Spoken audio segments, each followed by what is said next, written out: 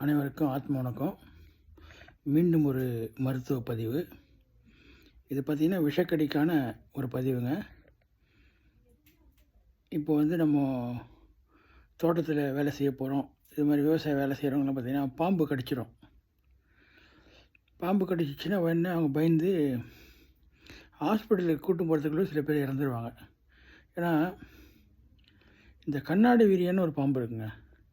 அது இருக்கிறது அதிக விஷமுள்ள பாம்பு. அது கடித்த உடனே கடகடன்னு அவங்களுக்கு தலைக்கு அந்த விஷம் ஏறின உடனே கண்ணு கூட தெரியாமல் போயிடும். மாரட்டை வச்சிடும், மயக்கமாய் விழுந்து இறந்துருவாங்க. அது ஹாஸ்பிட்டலுக்கு கூட்டின்னு போகிறது கூட இருக்க மாட்டாங்க. மற்ற பாம்புனாச்சும் கொஞ்சம் ஒரு 2-3 மணி நேரம் தாங்கும். இந்த கண்ணாடி வரையும் உடனே அவங்களுக்கு பாதிச்சிடும். அந்த மாதிரி கிராமத்தில் பாம்பு கடிச்சதுன்னு வச்சுங்க, இது ஒரு எளிய முறை தான். இது நீங்கள் கிராமங்களில் இந்த மூலிகை இருக்கும், உடனே எடுத்து நீங்கள் இதை கொடுக்கலாம். இன்னும் வீரியமான சில மூலிகையும் இருக்குது. ஆனால் இது அதெல்லாம் நம்ம பதிவில் சொல்ல முடியாது. அது தனிப்பட்ட ஒரு முறை. அது ஒரு பெரிய காம்பினேஷன். அதாவது பல மூலிகை கலந்த ஒரு முறை. அது பல மூலிகை கலந்தனால அதை நம்ம பதிவில் போட்டு நீங்கள் செய்ய முடியாது. இது ஒரே மூலிகை தான். நீங்கள் உடனே பயன்பாட்டுக்கு கொண்டு போய்ட்டு அப்புறம் நீங்கள் ஹாஸ்பிட்டலுக்கு கூட கூட்டின்னு போகலாம் பாதிக்கப்பட்டவரை.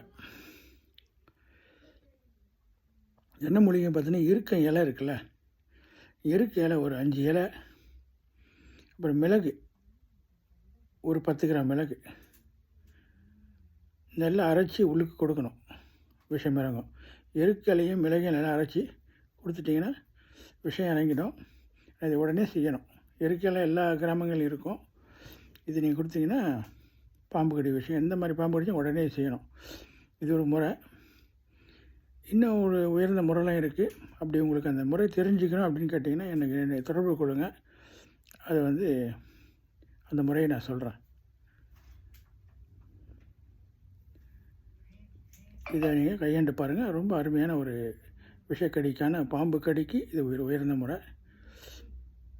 மேலும் அடுத்த பதிவில் இன்னும் விஷக்கடிகளுக்கு என்னென்ன மருந்துன்றதெல்லாம் நான் சொல்கிறேன். ஆத்ம வணக்கம். இதுவும் சாமிகள் சொல்லி கொடுத்த முறை தான். என்னுடைய குருக்கிட்ட இந்த கற்றுக்கின முறை தான் இதெல்லாம். இதை நீங்கள் பயன்படுத்தி பயனடையுங்க. ஆத்ம வணக்கம்.